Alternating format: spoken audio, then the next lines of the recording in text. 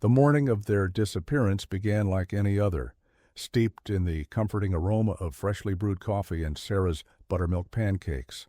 Sunlight, crisp and golden as a Colorado autumn, streamed through the kitchen window, illuminating dust motes dancing in the air above the worn oak table.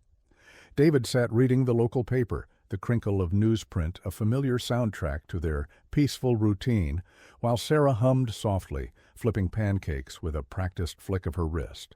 Their home, a modest two-story, nestled at the edge of town, was a sanctuary of quiet predictability, its walls saturated with 16 years of laughter, arguments, and the steady, unassuming rhythm of a family's life. It was a place where the world felt safe, contained, and utterly normal. In the living room, Liam was a study in meticulous preparation, his focused expression a mirror of his methodical nature. He had his hiking pack splayed open, its contents arranged in neat logical rows on the rug. A compass, a rolled topographical map, with their intended route on the Whispering Pines Trail highlighted in fluorescent yellow, 2 extra water canteens, and a compact but comprehensive first aid kit. At 16, he carried the quiet gravity of someone much older, his movements precise and deliberate. He double-checked the knots on his boots, his brow furrowed in concentration. He was the anchor, the planner, the one who always considered the what-ifs, a trait that brought his mother a small but constant measure of comfort. Suddenly, Noah burst into the room, a whirlwind of restless energy that contrasted sharply with his twin's calm demeanor. He was already dressed, his boots unlaced, and a grin plastered on his face, radiating an infectious excitement for the adventure ahead. "Are you still packing, Lee? The mountain's not going to climb itself," he teased, snatching an apple from the fruit bowl on his way past. Noah was the thrill-seeker, the one who saw the world not as a series of risks to be managed, but as a collection of experiences waiting to be seized. He glanced at Liam's map with a playful eye-roll, his spirit more attuned to instinct and impulse than to carefully drawn lines. Sarah entered from the kitchen, wiping her hands on her apron, her gaze softening as she took in the sight of her 2 sons.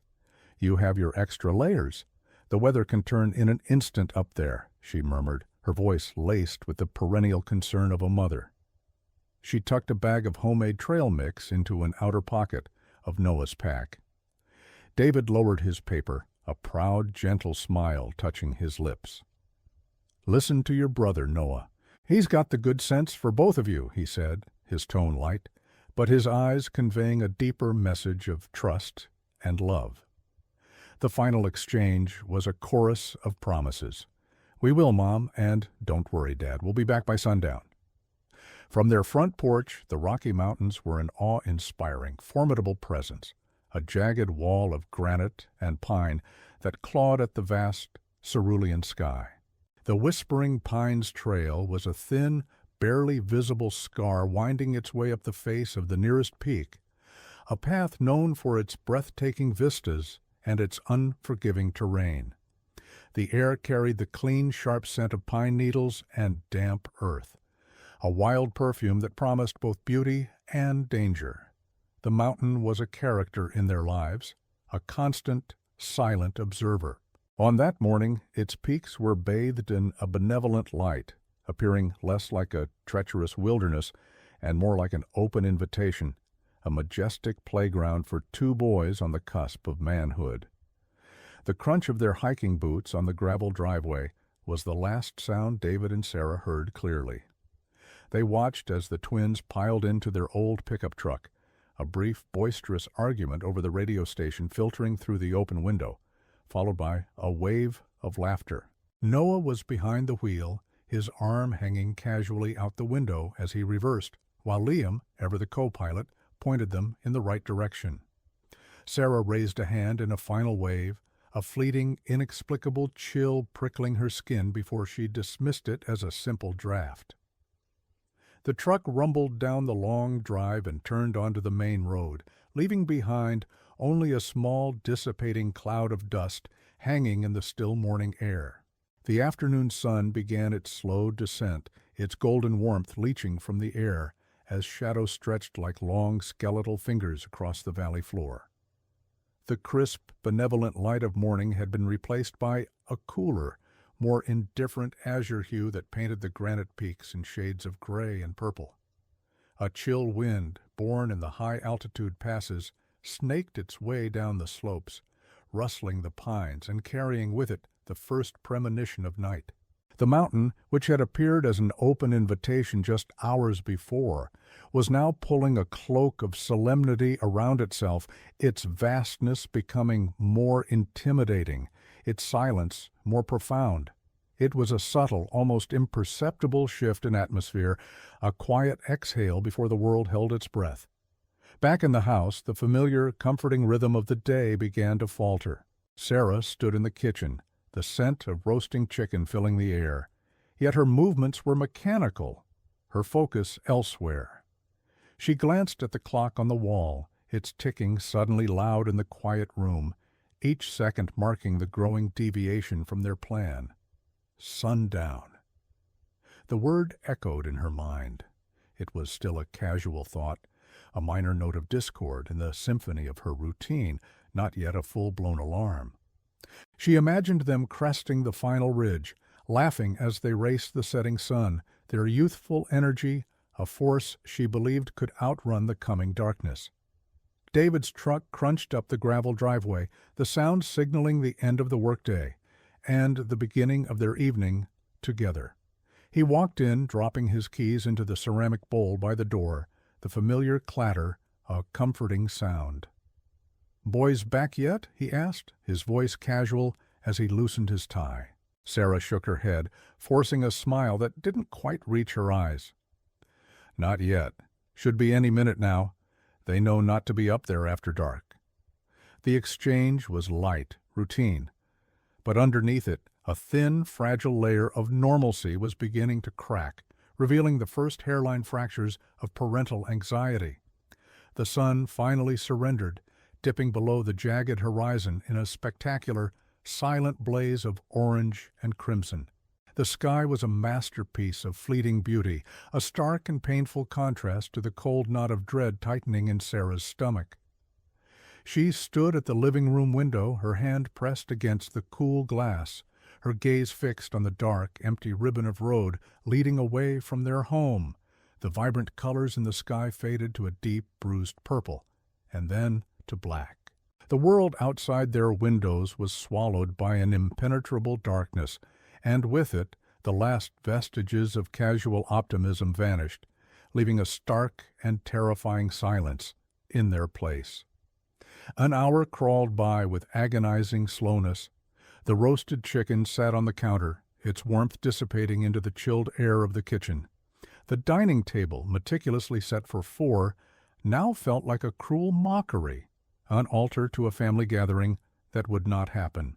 Sarah began to pace, her path a worn track from the window to the phone and back again, her earlier composure completely eroded and replaced by a taut, brittle energy. Every distant sound, the rustle of leaves, the groan of the house settling, was magnified, twisted by her fear into the sound of the boys' truck turning into the drive. But the driveway remained stubbornly, terrifyingly empty. David's hand trembled slightly as he picked up the phone. He dialed Liam's number first, the methodical, responsible one, who would surely answer. The phone rang once, twice, then clicked over to the dispassionate, recorded voice of the voicemail system. His heart sank. He immediately dialed Noah's, praying for his son's boisterous, carefree voice to cut through the static of his fear. Again, voicemail. He hung up, the silence in the house pressing in on him. "No signal," he said to Sarah, his voice a low rasp. "They're just in a dead zone up on the mountain." He was trying to convince himself as much as her, but the words felt hollow, a flimsy shield against a monolithic wave of panic. Another hour passed, each minute an eternity. The darkness was absolute, a physical presence that seemed to suffocate the light and warmth within their home. The majestic mountains were now just an immense, featureless void against a star-strewn sky, a place that held his sons captive. With a sense of finality, David dialed 911. He kept his voice steady, reciting the facts with a forced calm that felt like a betrayal of the terror screaming inside him. He gave their names, their ages, the name of the trail, and the simple, damning fact: they were supposed to be home by sundown. The act of speaking the words aloud made the nightmare real, transforming it from a private fear into an official emergency. The dispatcher's voice was professional, a calm island in David's churning sea of panic, but her questions were like tiny, sharp daggers. "What color were their jackets, sir? Do you know what supplies they had with them? Does either boy have a medical condition?" Each question underscored how unprepared they were, how vulnerable his sons were against the vast, unforgiving wilderness.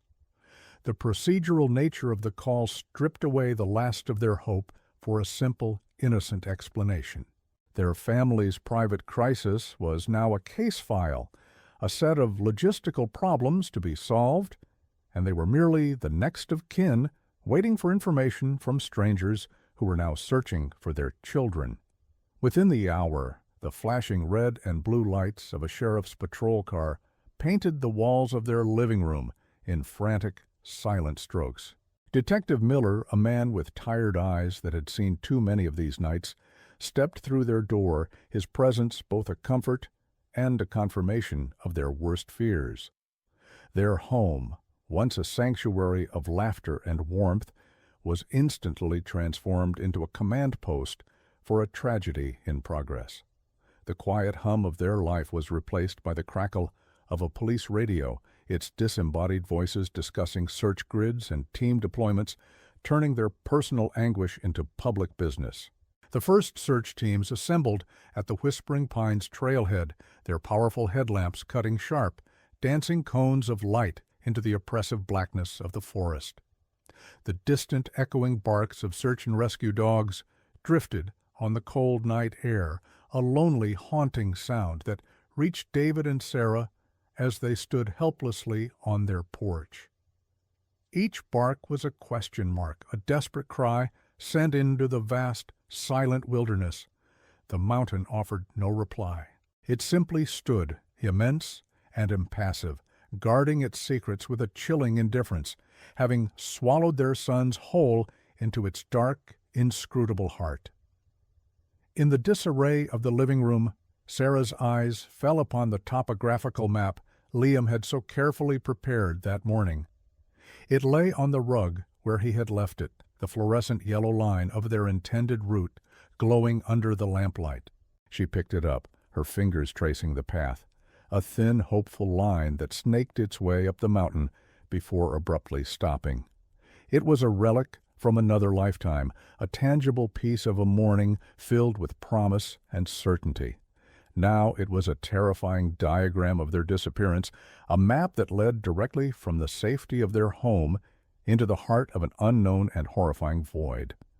Dawn broke with a cruel and spectacular beauty, painting the eastern sky in soft hues of pink and gray. The first light of day illuminated the mountain, its peaks shrouded in a cold, ethereal mist, revealing its immense scale and indifferent majesty. The sleepless night had given way to a new day, but it brought no relief, no sign of the boys' truck at the trailhead, no word from the search teams. The frantic, heart-pounding panic of the initial hours slowly congealed into a thick, suffocating dread, a permanent state of being. The search expanded with more volunteers and the distant thrum of a helicopter, but as the sun climbed higher, the fragile flicker of hope that had sustained them through the darkness began to dim into the cold, harsh light of an agonizing reality. 5 years is an eternity carved from silence. The house, once a sanctuary of warmth and predictability, had become a museum of loss, each room an exhibit of what used to be. The air, thick with unspoken grief, held the faint, ghostly scent of Liam's wood-scented soap and Noah's lingering cologne. Dust motes danced in the same sunbeams, but they no longer seemed whimsical. They were tiny, floating particles of time, each one a testament to the days, weeks, and years that had passed, since the laughter of their sons had last echoed off the walls. The silence was the loudest sound, a constant, oppressive hum that underscored every ticking clock and creaking floorboard, a presence more tangible than any person. Sarah had learned to survive by building walls within herself. Her grief was a private walled garden where she tended to her pain with a meticulous, almost ritualistic care. She had repainted the boys' rooms a sterile, neutral beige, packing away their belongings into sealed boxes in the attic, an act of preservation that felt like a betrayal. Her days were a carefully constructed routine of gardening, cleaning, and volunteering at the local library, a shield of mundane tasks designed to keep the crushing weight of memory at bay. She moved through life with a fragile grace, a woman holding a priceless, shattered vase together with nothing but her own willpower, terrified that one wrong move would cause it all to crumble. In stark contrast, David waged a relentless war against the silence. He had surrendered his study and a part of his sanity to the search. The room was a chaotic shrine to a cold case, its walls a frantic collage of topographical maps pierced with colored pins, search grids overlapping in a desperate tangled web.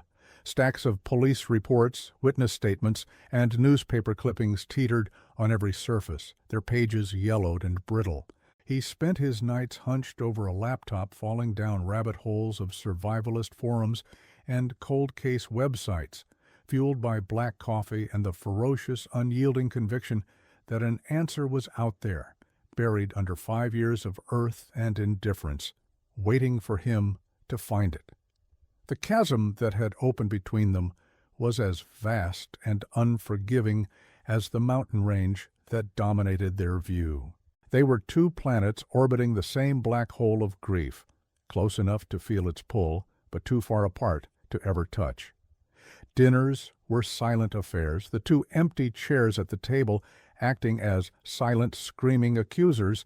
Sarah's carefully constructed peace felt like an abandonment to David, while his obsessive refusal to let go felt like a constant, agonizing reopening of the wound to her.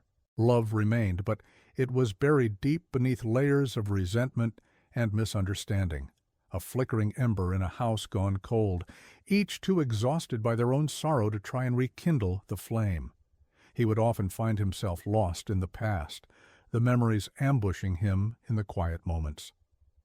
Staring at a complex knot of red string on his wall map, David was suddenly transported back 15 years to the backyard on a sun-drenched afternoon. He was teaching the boys how to tie a bowline knot. Liam, ever the perfectionist, mastered it on the third try, his small brow furrowed in concentration. Noah, impatient and full of restless energy, kept getting it wrong, the rope twisting into a useless tangle until he threw it down in frustration, only to be coaxed back by Liam's patient demonstration. The memory was so visceral, so achingly real, that David could almost feel the phantom warmth of the sun on his face. Several times a year, David would make the pilgrimage back to the Whispering Pines Trail, a ghost searching for ghosts. He was no longer the frantic father of the initial search parties. His movements now were grim and methodical. He carried a worn pack with a GPS tracker, methodically exploring off-trail sections, his eyes scanning the forest floor for anything out of place, a scrap of fabric, a glint of metal. The mountain, once a place of family joy and adventure, had become his adversary, a vast granite beast that had swallowed his children whole. Each trip was a silent, one-sided conversation with the wilderness, where he pleaded, bargained, and raged against its unyielding indifference, returning home each time with nothing but sore muscles and a heavier heart. Sarah watched his solitary treks with a quiet, hollow ache in her chest. For her, hope was a poison, a cruel and addictive substance that promised everything and delivered only more pain. She remembered the early years, the false leads, the psychics, the well-meaning tips that led nowhere. Each flicker of hope was followed by a deeper, more profound plunge into despair. To survive, She had to perform a kind of emotional amputation, severing the limb of hope to save the rest of herself. David's refusal to do the same felt like a constant judgment on her own method of grieving, a declaration that she had given up, that she had somehow loved them less. In his downtown office, Detective Miller kept the thick, dog-eared file for the Walker twins in the bottom drawer of his desk. Every year, on the anniversary of their disappearance, he would pull it out. The smiling, bright-eyed faces of Liam and Noah would stare up at him from their school photos, a permanent, youthful counterpoint to his own aging, weary features. The case was a ghost that haunted his career, a cold spot in his memory that never warmed. He'd review the initial reports, the search logs, the fruitless interviews, searching for a single overlooked detail, a thread he hadn't pulled, but there was nothing. The trail went cold at 8,000 feet, and the file always ended the same way. No further leads, case inactive. The town of Aspen Creek had absorbed the tragedy into its local folklore. The story of the Walker twins became a cautionary tale whispered at campfires, a somber warning about the unforgiving nature of the wilderness that surrounded them. The Whispering Pines Trail was still used, but hikers spoke its name with a new, hushed reverence. For most people, life had moved on. They offered David and Sarah sad, sympathetic smiles at the grocery store, their pity a constant public reminder of their status as the town's resident grieving parents. They were frozen in time, permanent figures in a local tragedy, while the world, and everyone in it, continued its inexorable march forward without them. Sarah's flashbacks were not of grand adventures, but of the crushing, beautiful mundanity she had lost. She was folding laundry when the memory hit her. Liam and Noah, maybe 14, engaged in a full-blown argument in the living room over who got to control the video game console. Their voices, overlapping and indignant, had filled the entire house.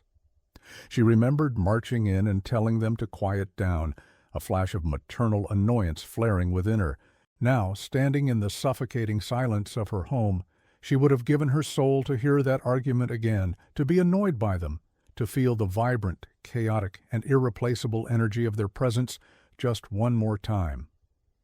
David's search had grown more desperate over the years, branching out from the logical into the fringes of possibility.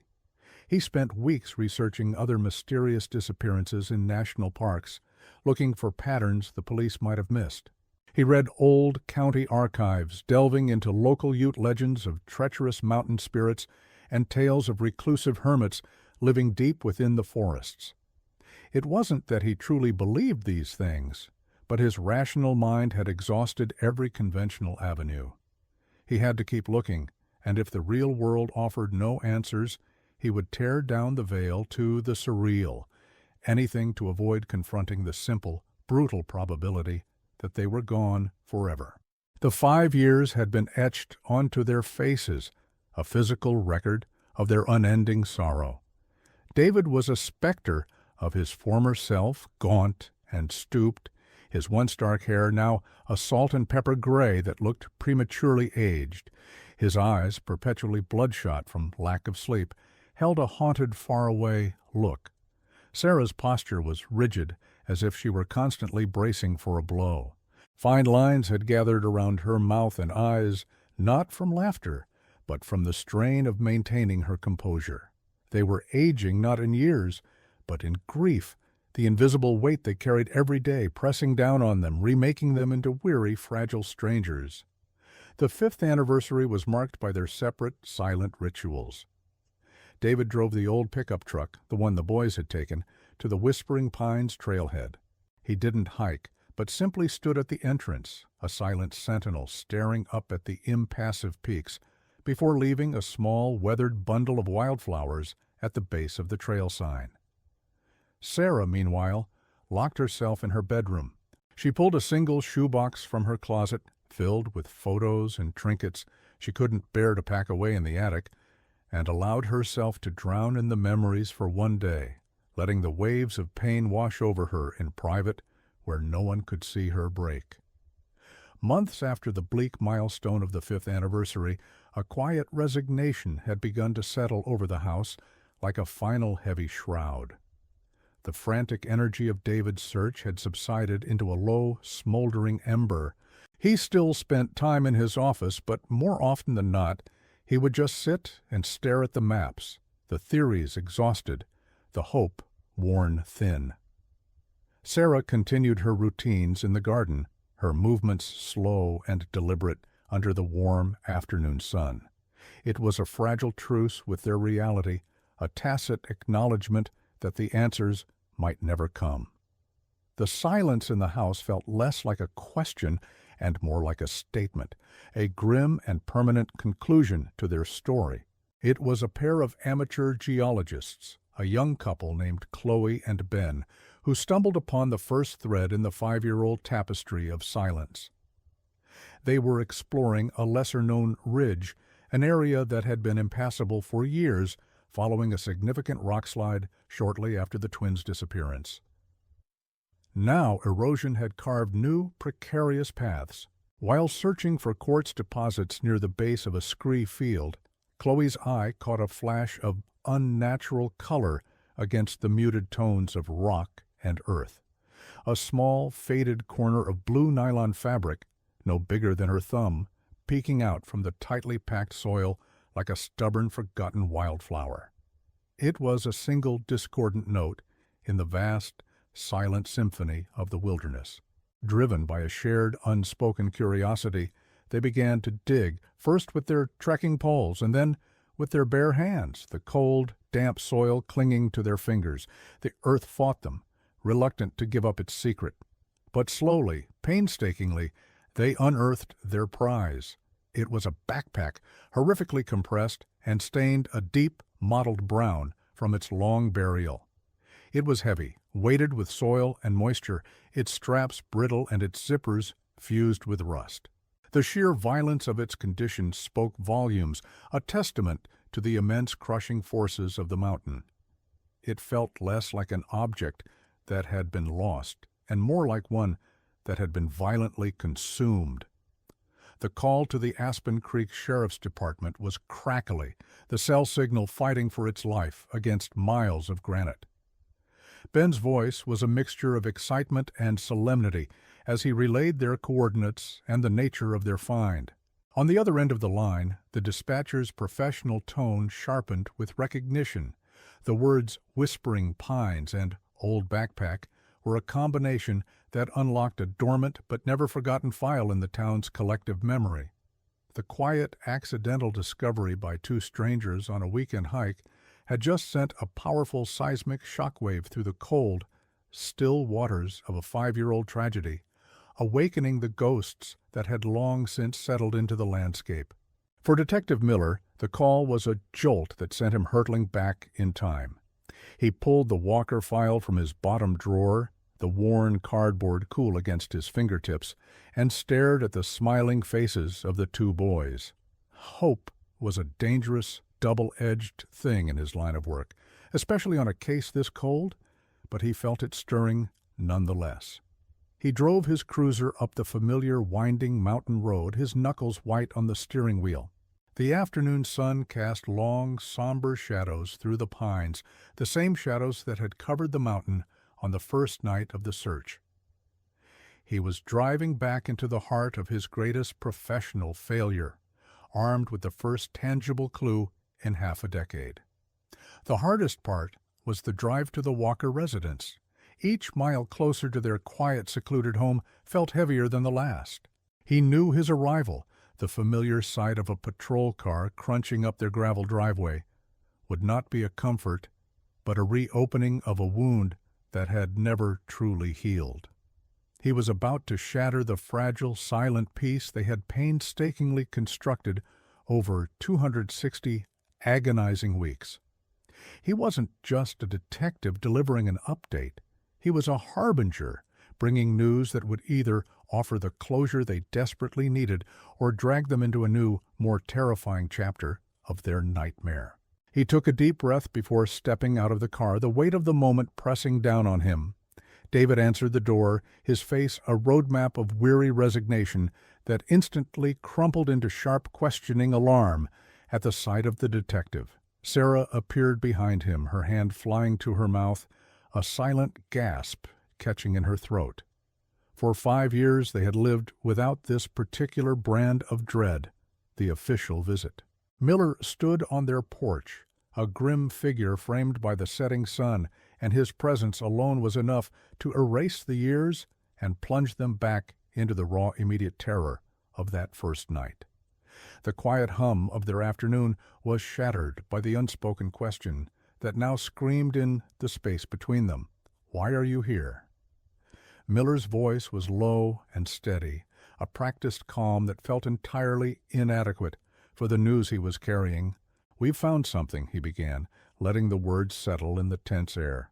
"A couple of hikers off-trail near the old rockslide area. They found a backpack. We have reason to believe it belonged to one of your sons." David's entire posture changed. The stooped shoulders straightened, and his eyes, so often clouded with a distant sorrow, now burned with a sudden, ferocious intensity. It was the look of a starving man seeing a mirage of an oasis. Sarah, in contrast, seemed to shrink, wrapping her arms around herself as if to physically hold her fragile composure together against the coming storm. He brought the evidence bag inside and placed it on the dining room table, a sanctified space now holding a defiled relic. The backpack was a mess of caked mud and shredded fabric, but through the grime, David recognized the distinctive dark blue color of the pack he'd bought Liam for his 15th birthday. It was Sarah, however, who made the final heart-wrenching confirmation. Her eyes locked onto a small, hand-stitched patch of a pine tree on one of the shoulder straps, a repair she had made herself just a week before the hike. "That's Liam's," she whispered, her voice fracturing the simple statement, a confession of both memory and unbearable loss. The past was no longer a memory. It was here, on their table. With gloved hands, Miller carefully unzipped a miraculously intact pocket and began to lay out the contents on a sterile cloth. The items were a ghostly inventory of a boy's last day: a compass with a shattered glass face, its needle frozen in place, a topographical map, now a pulpy, indecipherable mass of paper, a small, waterlogged bird-watching guide, its pages fused together. Each object was a small, silent scream. David stared, his jaw tight, while Sarah turned away, unable to look. These were the mundane tools of an adventure, now transformed into the sacred artifacts of a tragedy, each one a piece of a puzzle they never wanted to solve. Then, from the main compartment, wrapped in what was once a waterproof bag, Miller extracted the final item. It was a small black digital camera.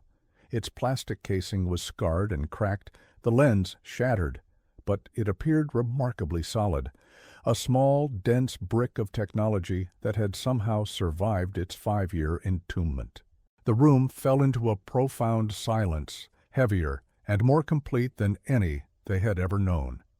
In that small, broken object lay the potential for an answer, a final, undeniable truth. It was a black box recovered from the wreckage of their lives, holding the last sights and sounds their sons ever experienced, a prospect both desperately hoped for and deeply feared. The discovery of the camera instantly redrew the battle lines of their grief. For David, it was a vindication, a tangible piece of proof that the answers were out there, waiting to be found. His obsessive search was no longer a fool's errand, it had a target. The maps on his wall were no longer just memorials to a cold case, but active tools for a new investigation. He was alive again, buzzing with a terrifying manic energy. But for Sarah, the camera was a Pandora's box.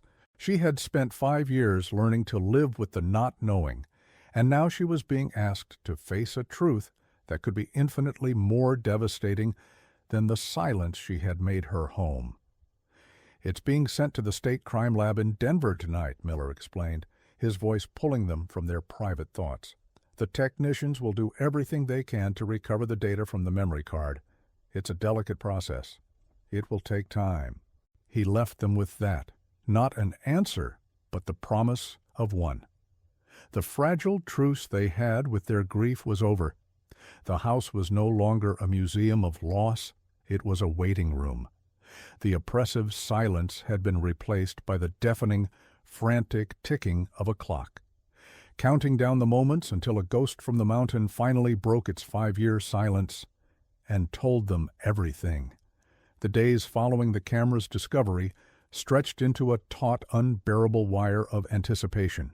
Time itself seemed to warp inside the Walker house, each second elongating into an hour of agonizing silence.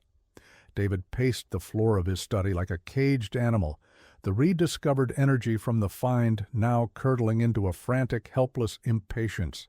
He would stare at his maps for hours, his mind racing through 1,000 new possibilities, each one more terrifying than the last. The camera was a locked box, and he was a man dying of thirst, listening to the sound of water sloshing inside, just beyond his reach. The waiting was a unique form of torture, a slow-burning fire that consumed what little peace he had left. Sarah, conversely, retreated deeper into herself, constructing a fortress of quietude against the impending storm. She found herself praying for the memory card to be unrecoverable, a final, merciful, blank slate. The thought of seeing her son's final moments, of witnessing their fear or pain, was a horror she wasn't sure her mind could withstand. She saw the manic gleam in David's eyes, and it frightened her. His renewed hope felt like a dangerous precipice, and she feared the fall that would inevitably follow. She moved through her days in a numb haze, tidying a house that was already immaculate, the repetitive motions a fragile mantra against the chaos threatening to erupt and swallow them whole. 3 excruciating days later, the phone rang, its shrill cry slicing through the heavy silence. It was Miller. The lab in Denver had achieved partial success. "They've recovered a dozen still images," he explained, his voice carefully measured, betraying none of his own churning emotions. "The data is fragmented, but the pictures are clear. The video files are another story. They're heavily corrupted. The technicians are working on it, but they're not making any promises." It was a sliver of light in the vast darkness, a concrete piece of the past resurrected, but the news of the corrupted video felt like a cruel caveat, promising an incomplete story, a truth with missing pages. Detective Miller found himself in a professional and ethical bind. Standard procedure would be to wait until all possible evidence was recovered before presenting it to the family, to give them the complete, unvarnished picture. But he could feel the Walkers fraying at the edges with every passing hour. He knew the weight of not knowing was crushing them. After a long moment of deliberation, staring at the case file on his desk, he made a decision. He would drive to their home and show them the photos. It was a risk. A partial truth could be more damaging than no truth at all, but leaving them in that suffocating limbo felt like a greater cruelty. His arrival was met with a desperate, silent plea from both David and Sarah. He didn't speak as he set up his department-issued laptop on the dining room table, the same table where Liam's ruined backpack had lain just days before. The air was thick with unspoken fears. "I want to prepare you," Miller said softly, his gaze meeting each of theirs in turn. "Some of these might be difficult. They're just moments, fragments. We don't have the full context yet." David nodded curtly, his jaw set like stone, while Sarah wrapped her arms around her waist, her knuckles white, bracing herself for an impact she had been dreading for 5 long years. The first image that illuminated the screen was breathtakingly beautiful and almost unbearably painful. It was a panoramic shot of the valley, taken from high on the trail, the autumn colors a vibrant tapestry of gold and crimson under a brilliant blue sky. The next few photos were of the boys themselves. There was Noah, grinning, perched precariously on a rock outcropping, a picture of fearless joy. Then Liam, more serious, examining a wildflower, his brow furrowed in concentration. For a fleeting moment, the grief in the room was replaced by a wave of pure, unadulterated love. They were seeing their sons again, alive and happy, exactly as they wanted to remember them. Sarah let out a small choked sob, a sound of both profound sorrow and bittersweet joy. David reached out and took her hand, his own eyes glistening. The photos were a gift, a final beautiful memory of their last day. But as Miller clicked to the next image, the atmosphere in the room shifted instantly, the warmth evaporating into an icy chill. It was another photo of the twins together, but this time they were not smiling. They were standing close, looking back over their shoulders, down the trail they had just climbed. Their expressions were not yet frightened, but they were tense, their youthful confidence replaced by a subtle, shared look of apprehension and uncertainty. "Wait! Go back!" David commanded, his voice a low growl. Miller clicked back to the image. David leaned in close, his finger tracing a line on the screen. "I know this spot. This is the turnoff for the old Prospector's Trail, about a mile from the summit." He looked up at Miller, the cogs in his mind turning with a frightening speed. "They're not looking at the view. They're looking at something or someone behind them." Sarah stared at the image, her heart pounding against her ribs. She didn't see the geography. She saw only the faces of her children, the first shadow of fear beginning to creep into their eyes, and she felt a primal terror grip her. The investigation, which had been a slow, methodical process of data recovery, was now infused with a new, urgent momentum. Miller immediately relayed David's observation to the lab, emphasizing the importance of the corrupted video files. He dispatched 2 deputies to hike to the location David had identified, instructing them to search the area for anything the initial teams might have missed 5 years ago. The case was no longer cold. It was burning hot, transforming from a tragic story of boys lost to the elements into something with a far more sinister shape. The mountain's indifference was no longer the only adversary. A human shadow was beginning to fall across the landscape. Another day passed before the lab called again. The lead technician's voice was strained with a mixture of fatigue and excitement. "We got something," she said. "We can't restore the video. The file is too damaged. But we were able to isolate and clean up a 7-second audio clip from one of the files. It's not much, and the quality is terrible, but it's something." The words hung in the air, a promise and a threat. 7 seconds. 7 seconds salvaged from 5 years of silence. Miller felt a cold dread mix with his professional curiosity. He knew that whatever was in that audio file had the power to either solve this mystery or shatter the Walker family completely. He didn't call ahead this time. He drove straight to the house, the small encrypted audio file on a USB drive in his pocket, feeling as heavy as a block of lead.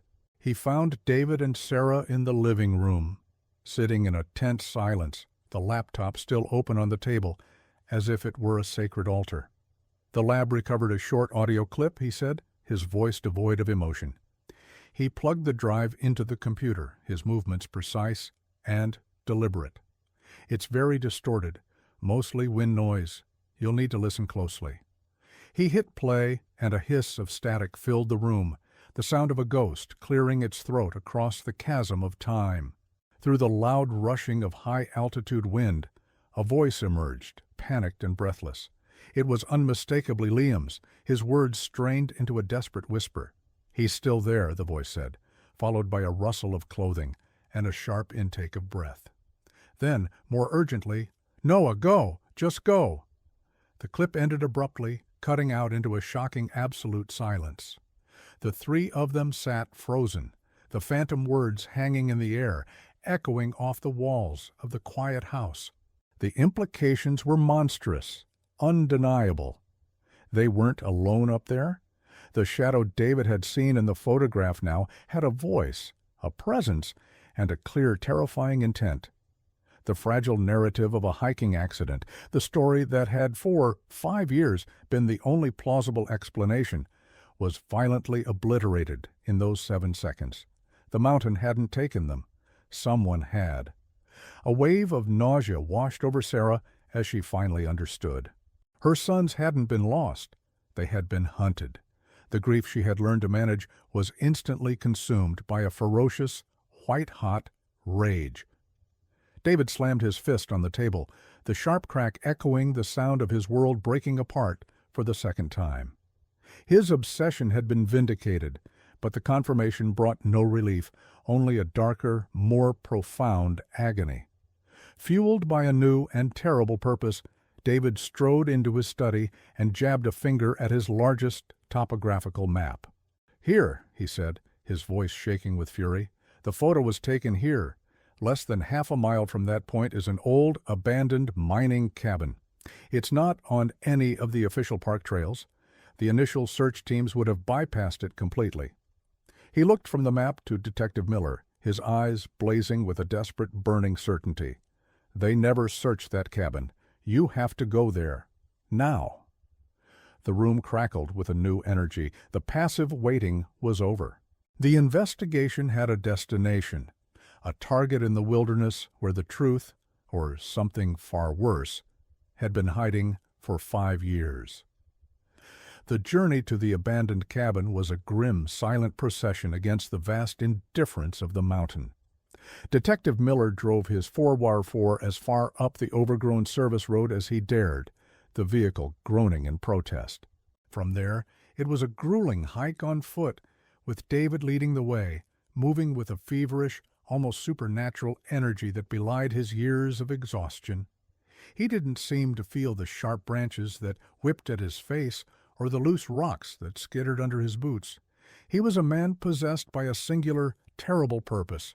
The air grew colder, thinner, as they ascended, and the forest seemed to press in on them, its silence no longer peaceful, but conspiratorial, as if guarding the dark secret that lay ahead in the rotting heart of the woods. They found it nestled in a small shadowed clearing, a place the sun seemed to shun.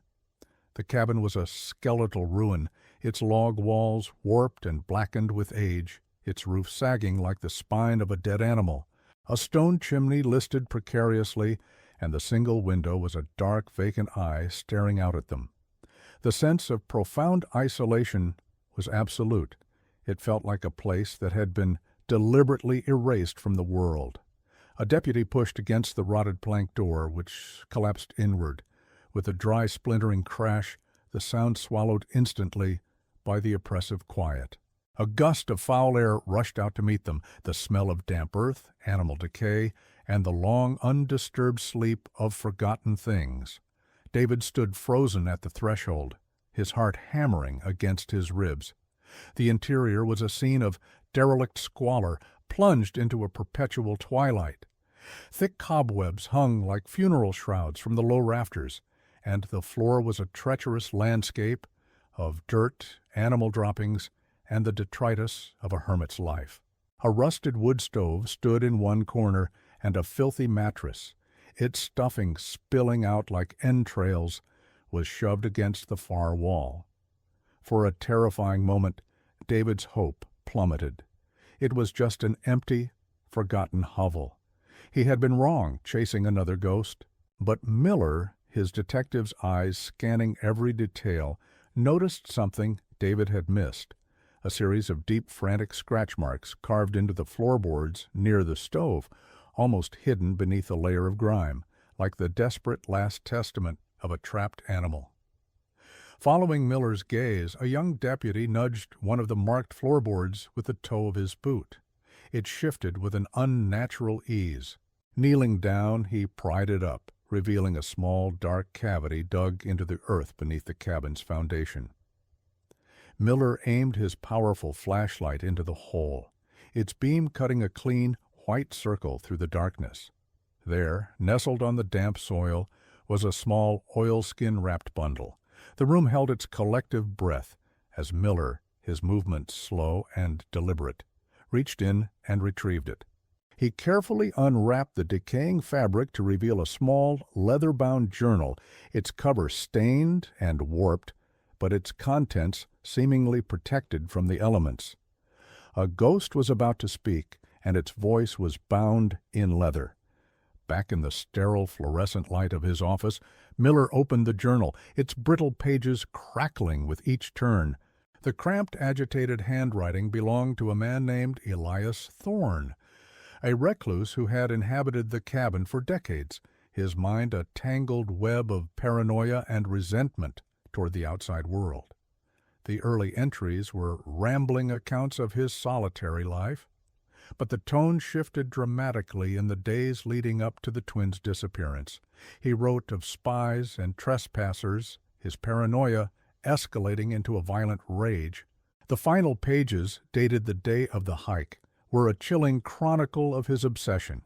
He described watching two boys, Liam and Noah, convinced their youthful energy was a direct personal threat to his isolated existence. The final horrifying truth was scrawled across 2 pages, the ink smudged in places as if by tears or rain. Elias had confronted them on the ridge. He wrote of their fear, of Liam raising the camera. In his deluded state, Elias believed they were documenting him for the authorities. He lunged, and a struggle ensued on the treacherous scree slope. Noah, trying to shield his brother, was knocked off balance and fell into the ravine below. The journal described a moment of shocked silence, followed by the terrible, panicked realization of what had occurred. Liam, injured and screaming for his twin, was alive. In that moment, Elias's paranoia was consumed by a more primal instinct, self-preservation. He couldn't let the surviving boy tell anyone what he'd seen. The last entry was a single, monstrous paragraph. Elias described dragging the injured, weeping Liam back to the cabin. The words became almost illegible, a frantic scrawl of guilt, terror, and a horrifying, twisted logic. He had to silence the witness. He had to protect his solitude. The journal did not detail the final act, but its conclusion was inescapable and absolute. David sat across the desk from Miller, the open journal lying between them like a verdict. He didn't make a sound. The raw, guttural scream that had been building in his soul for 5 years finally died, replaced by a hollow, cavernous silence. The search was over. The not knowing was gone. In its place was a truth so brutal, so devoid of sense or mercy, that it offered no catharsis, only the cold, crushing weight of a definitive and unbearable end. The truth, when it finally came, offered no solace, only a different kind of darkness. I was called useless, abandoned by the one I loved most. How do you think I felt? What would you do if you were in my place? Tell me, where are you listening to this story from? I need to know I'm not alone in this.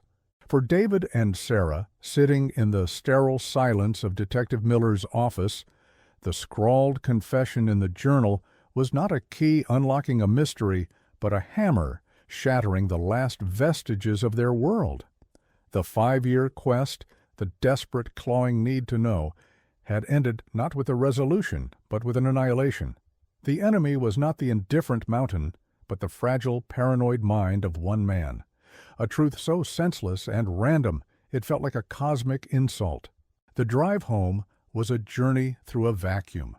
The familiar landmarks of their town, the grocery store, the park, the turnoff toward their quiet street, seemed like artifacts from another life, a world that no longer belonged to them.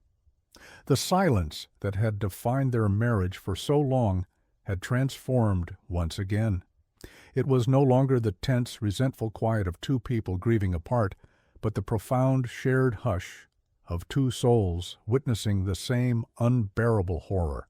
David's frantic energy, the fuel that had kept him going for half a decade, was extinguished, leaving behind a hollow, cavernous exhaustion. Sarah's carefully constructed walls had not just been breached, they had been atomized, leaving her utterly exposed to the raw, unfiltered agony of the definitive end. Back in the house, David walked directly into his study, the chaotic command center of his long war against the unknown. But he did not stare at the maps or reread his notes. Instead, with a slow, deliberate finality, he began to dismantle it all. He pulled the colored pins from the topographical charts, their tiny pricks in the paper like healed wounds. He untangled the web of red string that connected theories and locations, letting it fall limp into his hands. He stacked the police reports and newspaper clippings into a neat pile, transforming a frantic investigation back into mere paper. Each action was a rite of surrender, an acknowledgement that the search was over. He was no longer a detective. He was just a father who now knew the full, monstrous story of his son's final hours. Later that evening, Sarah found him sitting on the floor of the dismantled study, a single photograph in his hand, the last one taken from the camera, of Liam and Noah looking back with apprehension. She didn't speak. She simply sat down beside him, her shoulder pressing against his, and they stared at the image together. In that shared gaze, the chasm between them finally closed. They were no longer orbiting. The same tragedy from different worlds. They were now bound by a terrible sacred knowledge. The image of Noah's fall, the sound of Liam's desperate scream, the terror of his final hours trapped in that cabin. Their separate griefs merged into one, a single, heavy stone of sorrow they would now have to learn to carry together. The news of the journal and the closure of the Walker case rippled through Aspen Creek, a final somber chapter to a local legend. Elias Thorne's remains were recovered from the cabin, his lonely death, a quiet postscript to the violence he had wrought. For the town, the mystery was solved, but for David and Sarah, the public resolution was meaningless. Their reality existed in the phantom echoes within their home, the sudden, gut-wrenching memories of two boys who were not just a case file, but the vibrant, chaotic, irreplaceable center of their lives. They realized the house, their sanctuary, was now a monument built for a family that no longer existed. The future could not begin there, amidst the ghosts of what was and what should have been. Months later, on a crisp autumn morning, almost 6 years to the day, they stood at the Whispering Pines trailhead one last time. They placed 2 small, smooth stones they'd carried from their garden at the base of the trail sign, a simple, silent memorial.